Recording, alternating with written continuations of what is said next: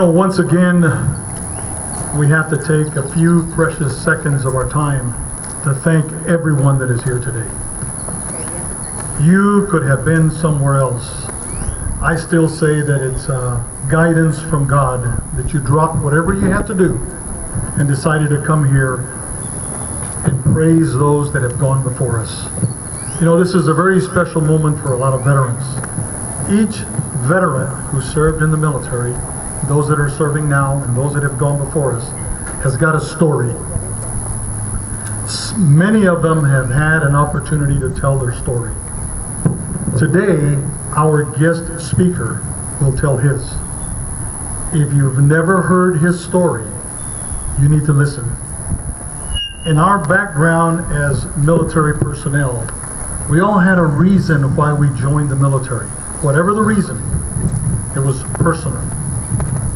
Our guest speaker today should share with you what's really in the heart of a person that wants to go in the military and serve this country known as America the Beautiful. Our speaker today is an immigrant, is a veteran, is an author, and a true symbolic patriot. He fled his country as a child to escape the brutality that he had witnessed in a war-torn country as he watched American servicemen fight and defend his country from the enemy. His goal in life was to become an American citizen. In his last escape attempt, he was rescued by a German ship while he was in the waters. He spent some time in a refugee camp in the island of the Philippines and later moved to the United States, where he was able to fulfill his dream and become a U.S. citizen. He then enlisted in the U.S. Armed Forces by joining the United States Navy, where he served for 6 years. And today, as a result of the GI Bill, the Montgomery Bill, and all of those military educational assistance that is out there, he holds a doctor's degree in pharmacy and living in the city of Houston, was quick to become a Texan. To honor our freedom fighters, he wrote a book entitled The Escapes and My Journey to Freedom. The story in his book is a description of what he saw with his own eyes as a child, of the brutalizing, killing, and devastation and destruction that happened in his Vietnamese village. He explains how after 11 escape attempts, he was able to gain his freedom from the tyranny of the communist regime, finally arriving at one of his most coveted destinations, the United States of America. I present to you a true American hero as our speaker today in Corpus Christi, Texas, here at Sherrill Park on Ocean Drive in the city of Corpus Christi, representing the body of Christ, Dr. Du Hua, a good friend of ours here in Corpus Christi.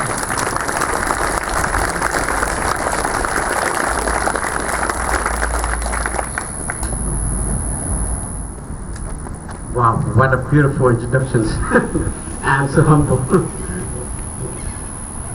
It's a beautiful day. Finally, we all can come out here and say hello to veterans and thank you. Beautiful day. Beautiful day. Thank you so much. It's so emotional for me to be here once again after my hero, Romero Chavez, have been invited me a few times. Thank you, sir.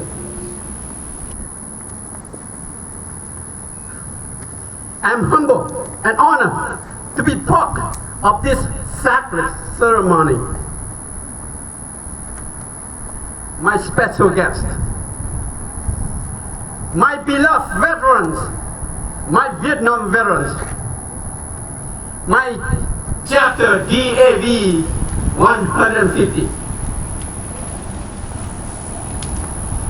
Today, we must take the time to pay tribute to all our fallen from World War I, World War II, Korean War, Iraq War, and Afghanistan War. And I would like to ask you for allowing me to tell you a true story about the Vietnam War. Ladies and gentlemen, please let me take you back to this night. It's about 40 years ago. That night was the darkest night of my life. I was sitting in the room with several others, and I waited for the right time to advance to the boat. I waited and waited.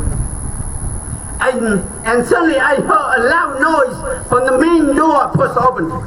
I stood up and looked out my room. I saw a man with an AK-47 in his hand. I immediately recognized the Viet Cong police. Somebody shouted, "Run! Run!" I turned to the back door and ran out of the house quickly as I could. The fear was tremendous.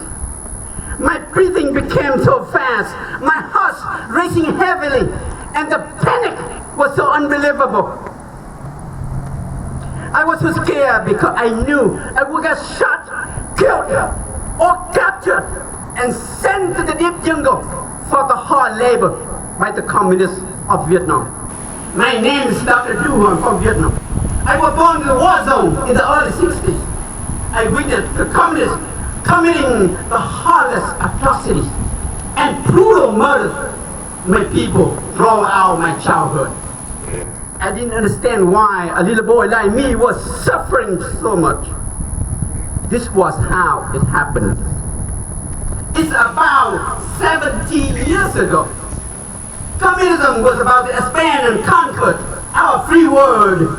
The threat for security, peace, and our way of life was clear, and the mission to stop the expansion of communism was an absolute priority. The United States military have decisively deterred the expansion of communism in South Korea. They successfully pushed back the red evil to where they belong. But the communists would never give up their goal to dominate the free people on earth. And here they came, the communists of China and the Soviet Union had spread the evil idea of communism, and they gave the total support to the communists of Vietnam. Therefore, President Harry Truman stated that the United States needed to defend the freedom for the people of the Republic of South Vietnam, which was under fire, killings, atrocities, and brutality from the invasion of the communists. The invasion soldiers destroyed families in my village. They had no regard for peace or for the life of innocent people. Even though I was just a small boy, I still remember very well during the national holiday celebration of 1968. On the very first hour of this new year, they violated the ceasefire agreement and launched a massive suppressing attack to the people of South Vietnam. But the free people were strong and brave. The South Vietnamese and the American officers stood up together.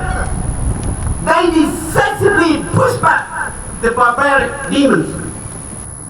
They defeated the communists in the Test Offensive, 1968.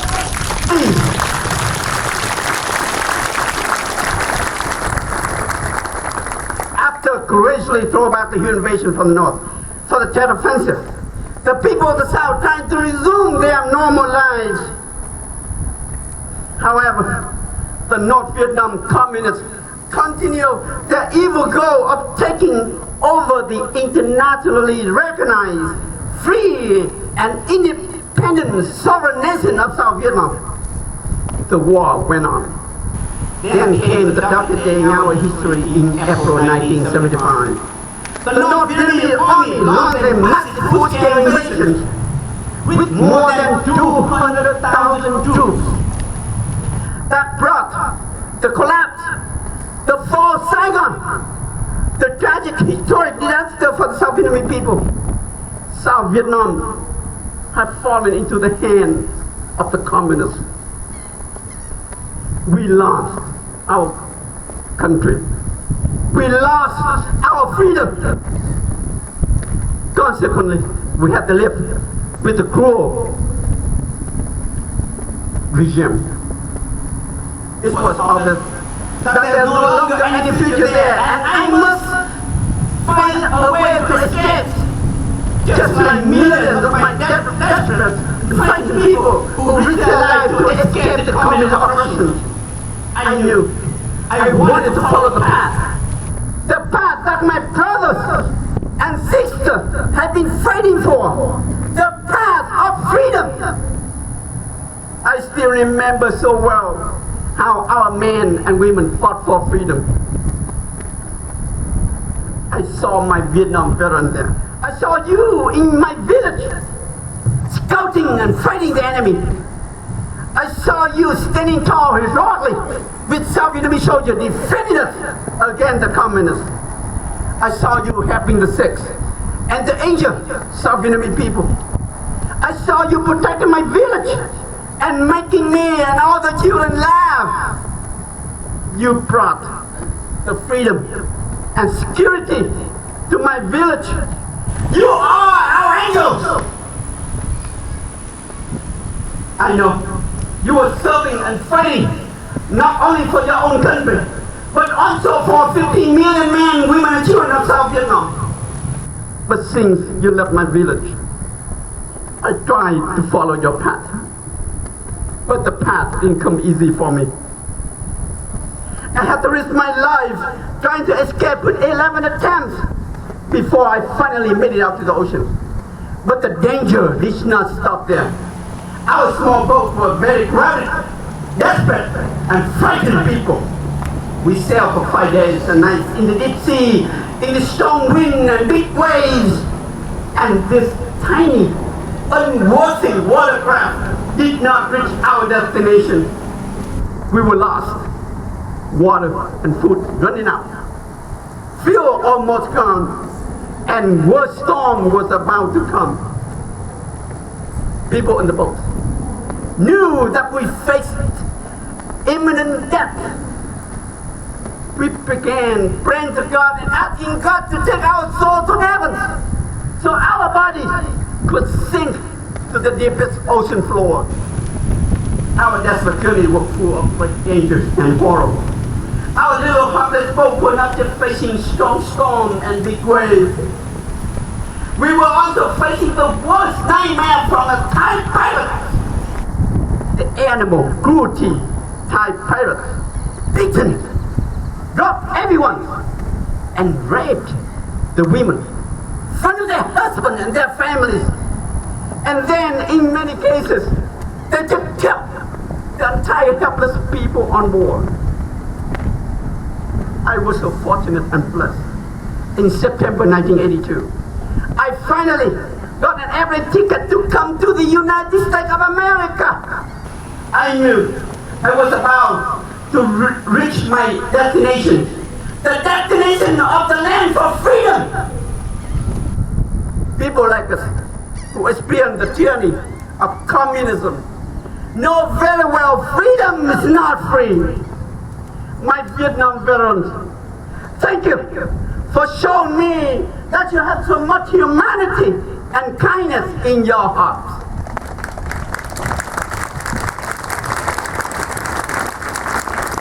And thank you for showing me what freedom is all about. I knew I was blessed to have a place to escape to. And that place called the United States of America!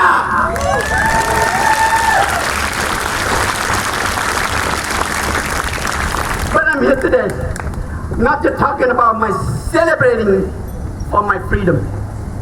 I'm here today to tell you about the duty to help protect and serve America.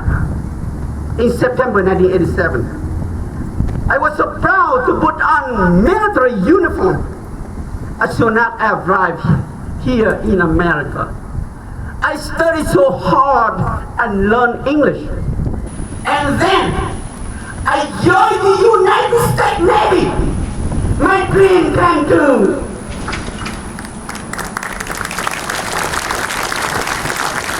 I joined the United States Navy so that I could serve and give back to my great new motherland. Yes, I was standing tall side by side with my fellow servicemen and women to help protect our beautiful and decent world of free enterprise and democracy. I was so proud and happy to serve my new country on the magnificent aircraft carrier called USS America. What a beautiful name! Ladies and gentlemen, I escaped communism with 11 attempts, and I was determined to come to the United States of America. I was then so blessed to have the precious opportunity to serve the United States of America on the United States ships, USS America. America! We love America!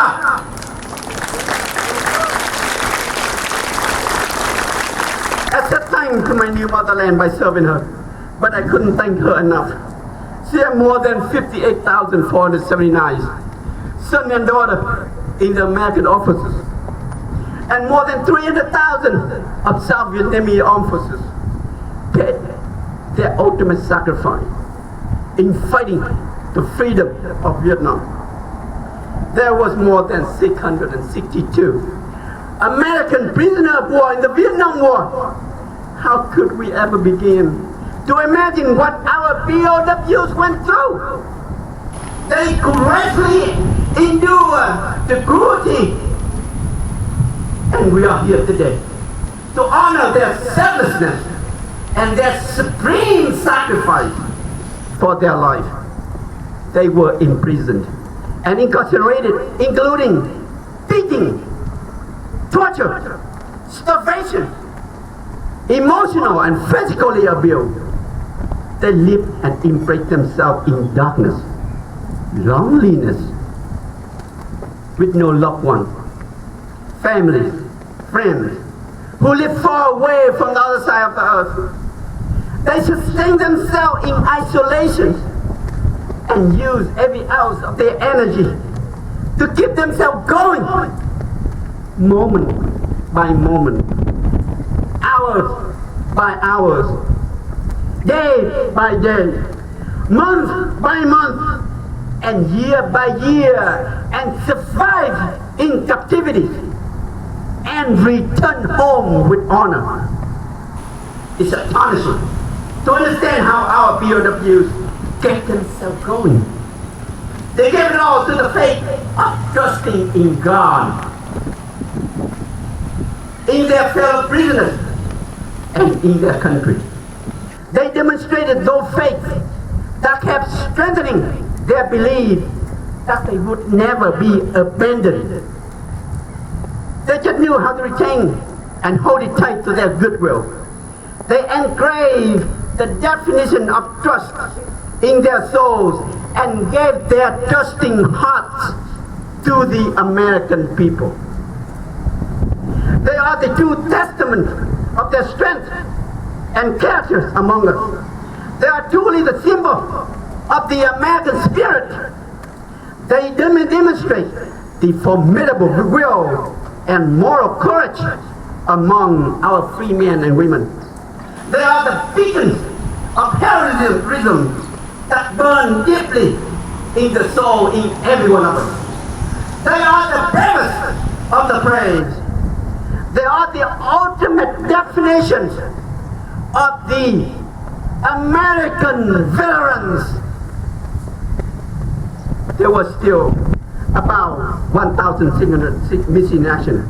Decades have passed, but the agony is still with the families. My dear, beloved Americans, let's join it all together today to thank all those brave souls who ultimate sacrifice and make the world a better place for all humanity.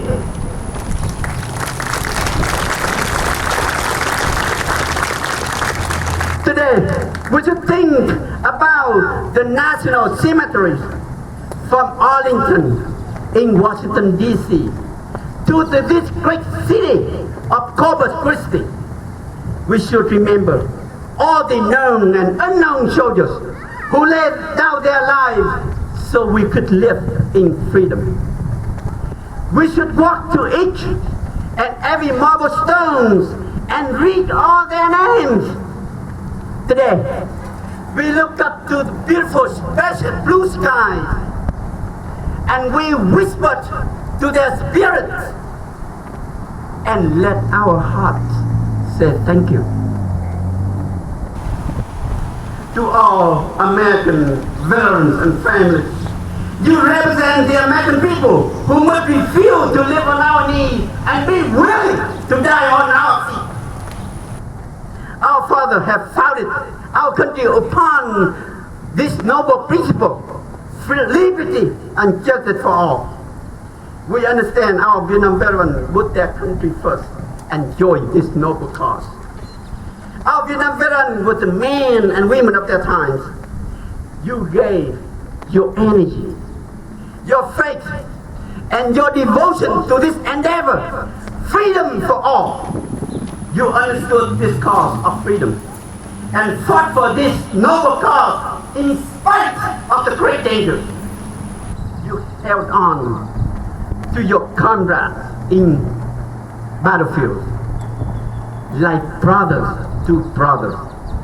You were so gung-ho to lay down your life, and you were willing to go out together in fighting for your own country. However, many of you were blessed to come back home. Your cause were questioned. Your patriotism was challenged. Your characters were distorted. You and your bodies were severely condemned, maligned, and vilified. But yet, Vietnam veterans generation represent the spirit of America.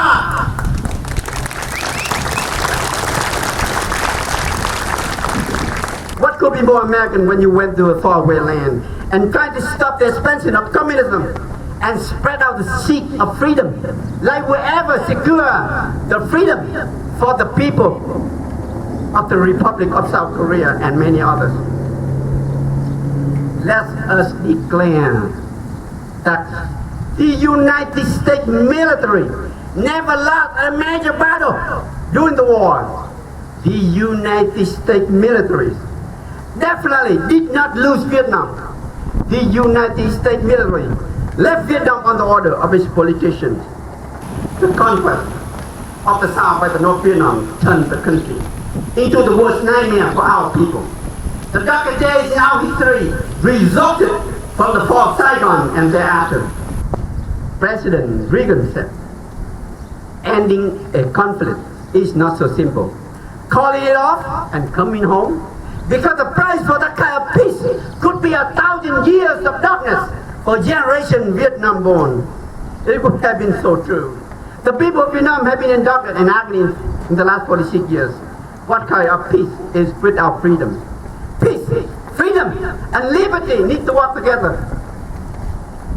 One President Thomas Jefferson said, when the people fear the government, there is tyranny. When the government fears the people, there is liberty.